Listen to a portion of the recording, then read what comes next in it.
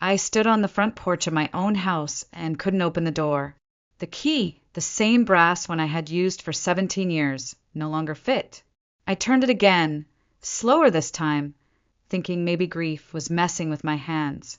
But the lock didn't turn, not even a click. For a second, I thought maybe I had grabbed the wrong keys. Maybe this wasn't even my house. Maybe the fog in my chest had crawled up into my brain and made me forget everything.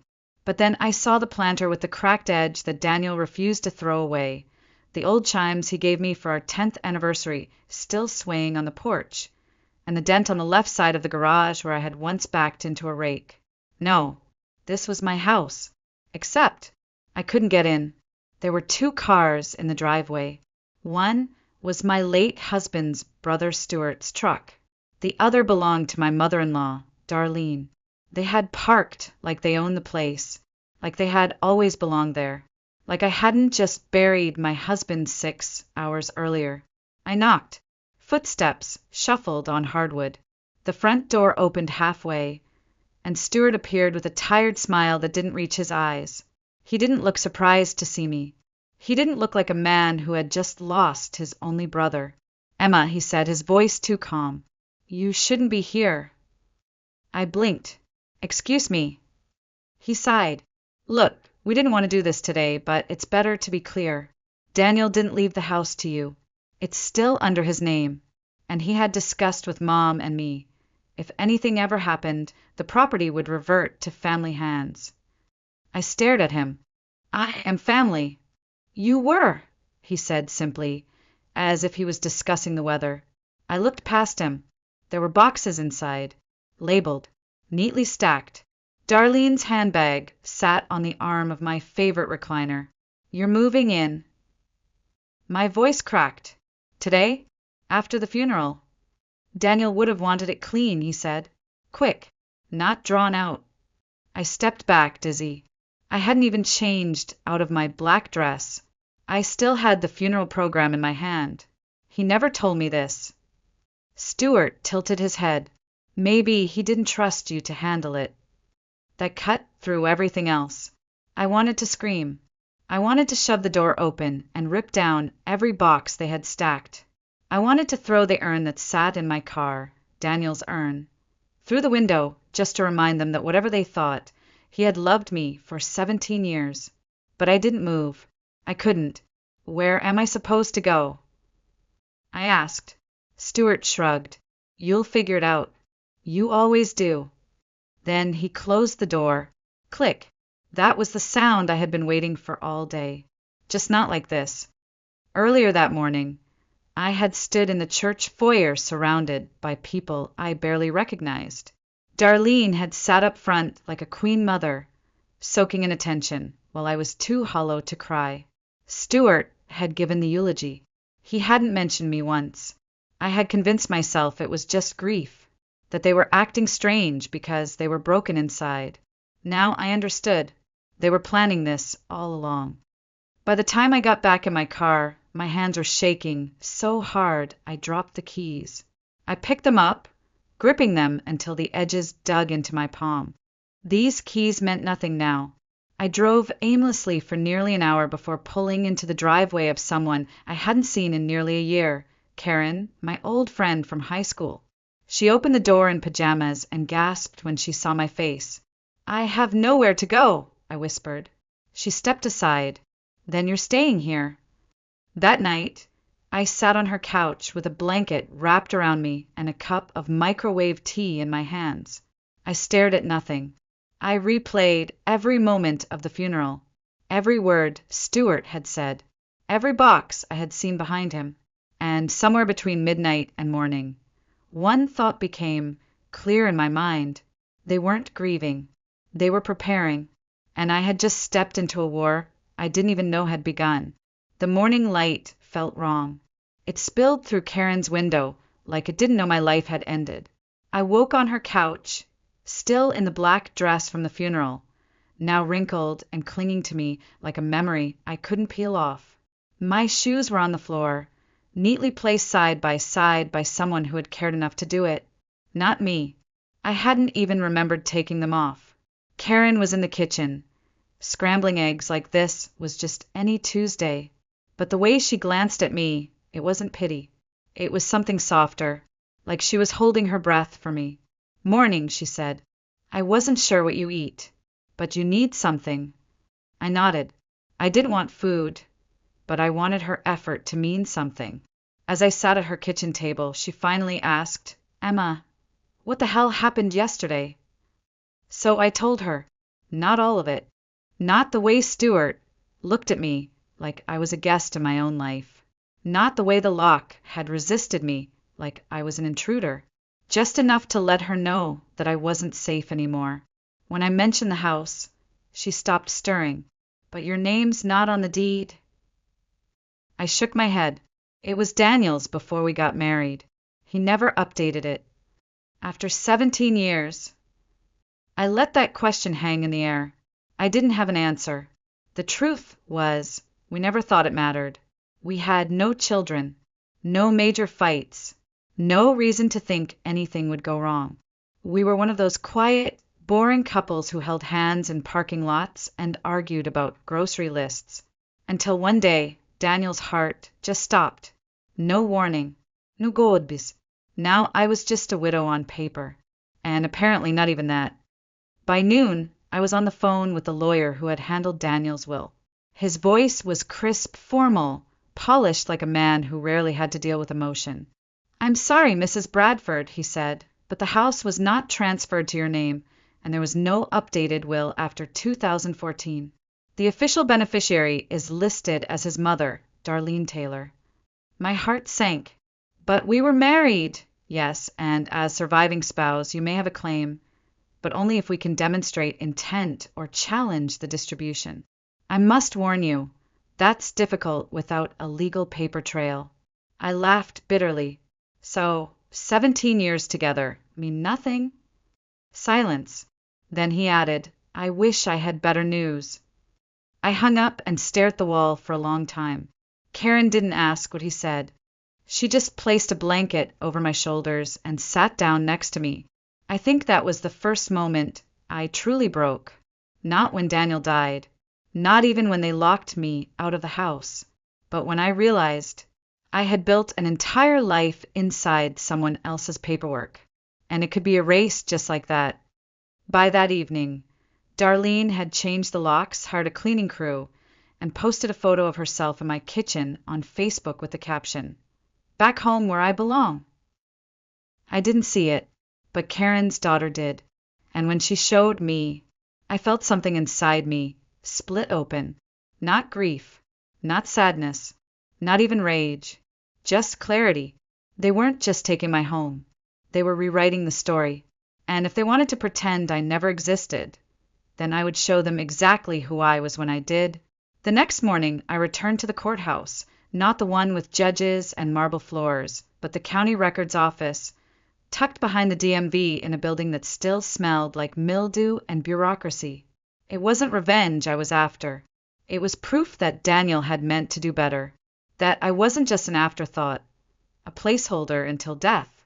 I waited in line behind a man arguing about a property tax notice and a woman registering a boat she said she didn't even want. When it was finally my turn, the clerk barely looked up. "Name?" "Emma Bradford." "I'm trying to find property documents tied to Daniel Bradford. He passed away last week." She typed slowly. "Do you have his social?" I handed her a wrinkled copy of the death certificate and the old mortgage statement. She scanned it, then raised an eyebrow. "There's a transfer request here, dated January 3rd of this year. Notarized but not filed." My breath caught. "What does that mean?" She turned the screen so I could see. There it was in Daniel's familiar handwriting. The deed transfer form with my name filled in as grantee. It had a signature, a notary stamp, but one box remained unchecked, recorded in county system. It means he filled it out, got it notarized, but he never brought it in to file. I stared at the screen. 1,000 moments between us came rushing back. The way he'd kissed my forehead that night after New Year's dinner, whispered something about taking care of things. The folder I'd found on his desk with post-it notes that said, "Call Monday." He had tried. He just didn't get the chance. I asked for a certified copy and left the building gripping it like a lifeline. When I got to Karen's car, I cried. Not because it solved everything. It didn't. But because for the first time since the world broke, I felt seen. He hadn't forgotten me. They had.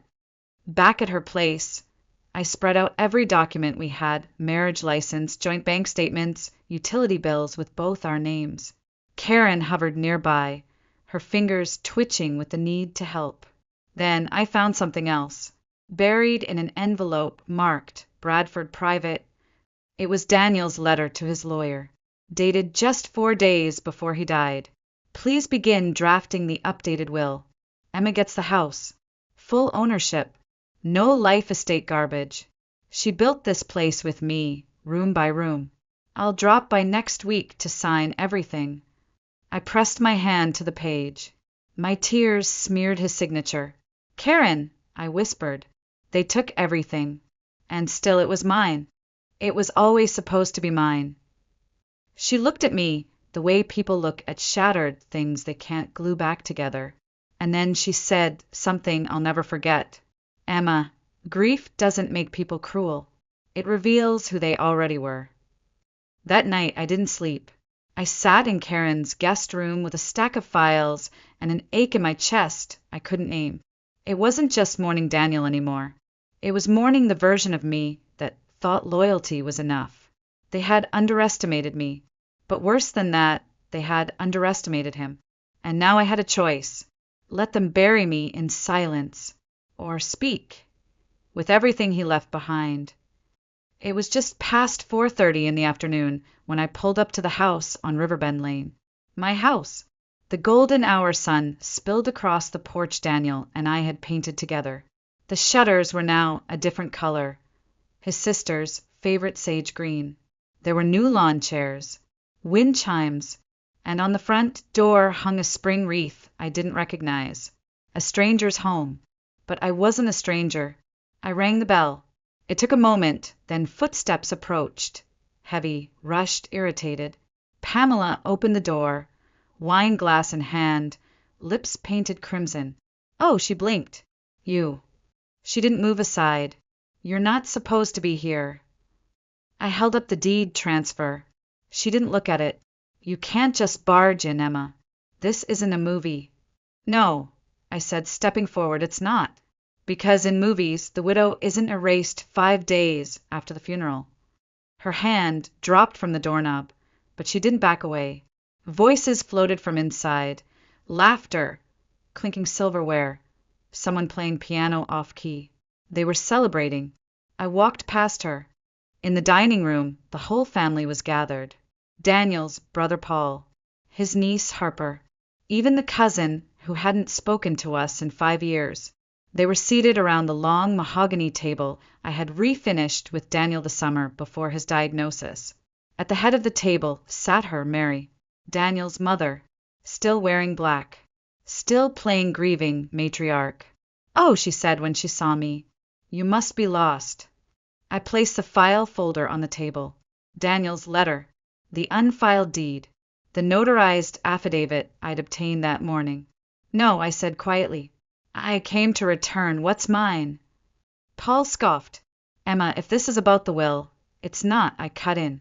It's about the truth. I pulled out the letter. Read it aloud. When I finished, the room was silent. Harper was the first to speak. He left it to you? I nodded. Mary's mouth curled. Unfiled documents mean nothing, dear. The law is clear. I met her eyes, and so is intent. She started to protest, but I held up one more paper. A formal notice of legal petition for estate dispute, filed in my name, with an injunction request to bar further use of the property until the court reviewed rightful ownership. Silence. No piano. No laughter. Only the quiet tick of the grandfather clock in the corner. I looked at each of them, faces once familiar, now masks of discomfort and greed. Pamela spoke from behind me. You think this makes you look dignified? I turned. No, I said softly. It makes me look done. I walked out without waiting for applause, without turning back, because the woman who used to wait for permission to belong was gone.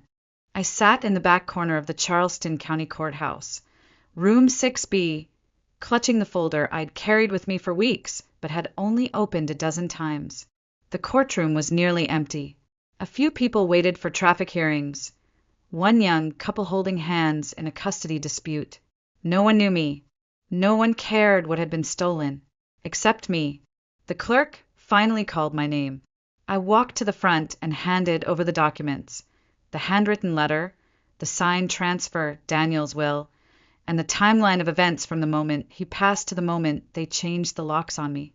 I'd like to file a motion to contest the estate transfer, I said. My voice didn't shake. Name of the defendant? The clerk asked. I breathed in through my nose. Mary Ellen Barrett, his mother, and then after a pause, and Pamela Green, his sister. They currently reside at the disputed property. The woman nodded, stapled the packet, and stamped it. And just like that, it was real.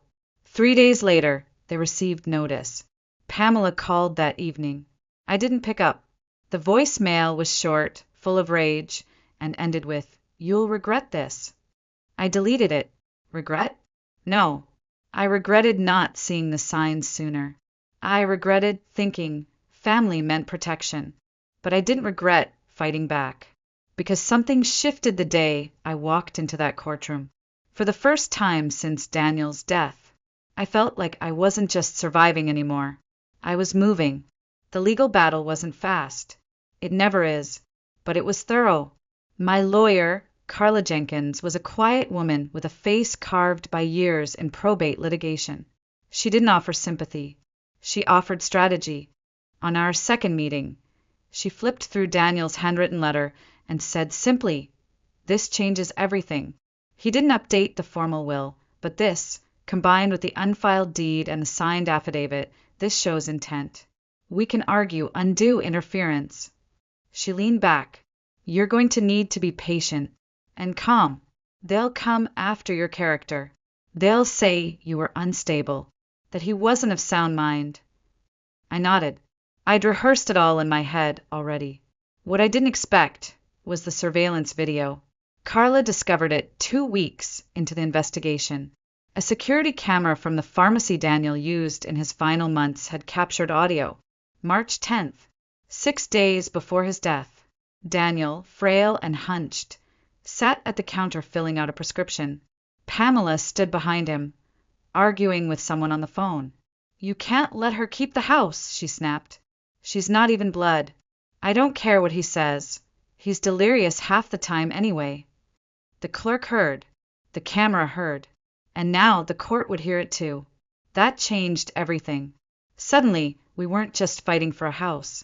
We were fighting to prove that in his final days, Daniel was manipulated by the people who claimed to love him most.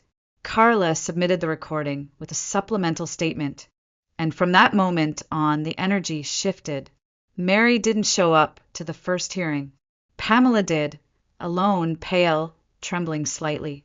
She didn't speak when the judge read out the recording's transcript. She didn't make eye contact when I passed her in the hallway. And when Carla leaned in and whispered, "They're going to settle," I can feel it. I didn't feel triumph. Not yet. Because it wasn't just about the house. It was about erasing me. And that would take more than one court date to undo. The email arrived at 8:12 a.m., subject line in all caps, settlement proposal. It was from Pamela's attorney, a sleek, boutique firm out of Atlanta that probably charged $600 an hour just to spell my name wrong. I didn't open it at first. Just stared at the notification blinking on my phone while my coffee went cold on the windowsill. Part of me hoped it was an apology. I should have known better. Inside the PDF was a single-page offer. $175,000 in cash, no acknowledgement of wrongdoing. I vacate all claims to Daniel's estate. I sign an NDA. I walk away. Carla called me within the hour. "They're scared," she said. "This isn't about being generous. This is about shutting you up before discovery forces things into the open." I nodded slowly, scrolling down to the signature line. They really think I'd sell my silence, I murmured. Like that house, that man, that grief can be priced out. They don't know you, Carla said quietly. That night, I sat at the dining table with the documents spread out under the dim kitchen light. The house I was renting smelled like varnish and mold, temporary like everything else in my life. I stared at the line that read, Emma will agree not to discuss the events surrounding Mr. Barrett's estate publicly or with any party not directly involved in legal counsel. And I thought of Daniel, the way his hand trembled that last week, the way Pamela never looked up from her phone when the nurse explained the hospice schedule, the way Mary Ellen refused to hug me at the funeral. You're not really one of us, she'd said, like it was a fact, not an insult. I printed out the last photo of me and Daniel together, us laughing on the back porch with mugs of cider and the dog between us, 3 weeks before the diagnosis. I slid it into a plastic sleeve and placed it atop the documents. Then I wrote across the offer in permanent black marker, Your money means nothing to me. Carla sent them our rejection the next morning. No counter, no compromise. Let them squirm. Let them worry what the court would hear next. Because I wasn't done yet. 2 weeks passed in silence. Then a knock at the door. I opened it to find Mary Ellen herself on my doorstep. No makeup, no pearls, no smug smile. Just her, in a beige windbreaker, holding a bag of lemon cookies I used to bake for Daniel on cold days. I thought we could talk, she said. I didn't move. I know you're angry, she began, but we've all lost so much. I folded my arms. You lost a son. I lost my husband. But only one of us was locked out of their own home less than a week after the funeral. She didn't respond. I came because I wanted to give you this. She handed me a box, velvet, navy old. Inside was Daniel's watch, the one I thought was buried with him. It was in his nightstand, she said, voice cracking. He wanted you to have it. I couldn't or wouldn't. I asked. Silence again. I didn't come to fight, she whispered. I came to ask if we could move on. I looked at the watch, then back at her. You stole my name from the mailbox, I said. You changed the locks, the title, the will. And you want me to just move on. I'm tired, she said simply. I nodded. So am I. And then I closed the door. The courtroom was colder than I expected. Not the kind of cold you feel in your bones, but the sterile, humming air of a place where nothing kind ever happens. The kind of room where people decide who gets to keep what after the love has rotted out of it. Carla leaned toward me, whispering, Let them underestimate you. I didn't answer. My hands were shaking, but I kept them in my lap. Across the aisle sat Pamela in a tailored navy suit, her pearl earrings glinting under the fluorescence. She looked like she was attending a charity gala, not a hearing to determine whether she'd illegally seized control of her dead son's estate. The judge, a silver-haired woman named Miriam Chin, called things to order. Her eyes were sharp, unblinking. Then came the evidence. Emails between Pamela and Daniel's financial advisor, dated just 2 days after his first chemo round.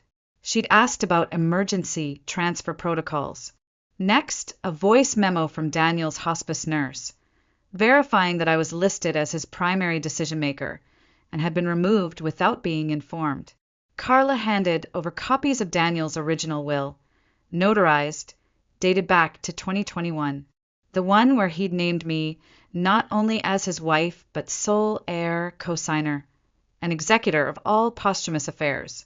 Then she revealed the smoking gun, a second will, supposedly signed by Daniel in his final week, where everything had been rewritten to favor Pamela and Mary Ellen. There was just one problem. Daniel's signature was perfect. Too perfect. The kind of perfect that only shows up when someone traces it from a scanned PDF. Carla held both versions up under the projector. You could see the pressure points, the hesitation in the second signature. It wasn't handwriting, it was mimicry. There was a ripple across the room. Pamela stiffened. Mary Ellen's hand flew to her mouth. Carla turned toward the bench. "We believe this second will is not only invalid," she said evenly, "but criminally fraudulent." Gasps broke out. The judge banged her gavel. Pamela's attorney asked for a recess. I sat motionless, watching the empire they'd tried to build around Daniel's death crumble at the edges. For the first time, I saw Pamela's hands tremble. For the first time, I didn't feel like the intruder. That night, I walked out of the courthouse with Carla at my side. No one followed me. No reporters. No glares.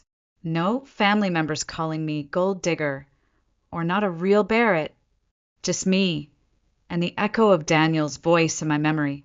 "Promise me," he once whispered during a fever dream in January, "if they try to take you down, you don't let them." I didn't. I had stayed. I had fought. And now the judge had frozen all accounts tied to the disputed will. A full investigation was underway. Pamela could be facing charges. For the first time since Daniel died, I wasn't the one scrambling to survive. I was the one holding the line. A week after the hearing, a certified envelope arrived at Carla's office, marked private, to be handed to Mrs. Emma Barrett only. It was from Daniel's old lawyer, someone he'd worked with years before his illness. Inside was a handwritten note and a key. Carla called me in without explaining. Her face was unreadable. I sat down, my hands suddenly clammy. She slid the envelope across the desk, no words. I opened it slowly. The letter was in Daniel's handwriting. Messy, familiar, tender. "Emma, if you're reading this, it means the worst has happened, but also that you survived it. I never wanted you to have to fight my mother, or the vultures circling around after my diagnosis. But I knew they'd come. I know her. So I prepared something, a little quiet justice, just in case. You remember the cabin? The one in Blue Ridge, where we spent our first real New Year's. It's yours, and not just the cabin. I sold the lake property years ago and invested it in a trust under your name only. Carla knows. You just had to make it through the fire to receive it. I'm sorry I couldn't protect you in person, but I hope this helps you start over on your terms. Don't come back to the house. Don't let them make you small again. Build something better. Yours, always, D." I didn't cry. Not right away. I sat there in stunned silence, the paper trembling in my hands, as if Daniel had reached from beyond the grave, not to save me, but to remind me I had saved myself. 2 weeks later, I stood on the porch of the cabin. It was smaller than I remembered. The wood slightly warped from rain, the door creaky, but it was mine, every inch of it. No ghosts in the closet, no eyes watching me over morning coffee.